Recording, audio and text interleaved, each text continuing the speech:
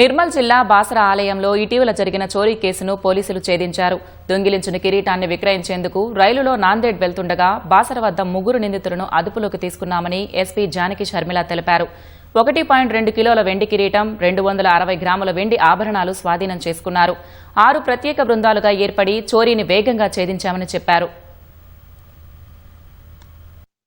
ఎవరెవరైతే ఇదివరకు ఈ టెంపుల్ అఫెన్సెస్ చేశారో ఆఫెండర్స్ అందరూ డీటెయిల్స్ తీసుకొని చాలా డీప్గా వర్కౌట్ చేశారు మా ఆఫీసర్స్. దీనిలో మాకు ఫస్ట్ క్లూ వచ్చాక తర్వాత దాని మీద వర్కౌట్ చేస్తే ఇదంతా కూడా కేసు ఛేదించడం జరిగింది.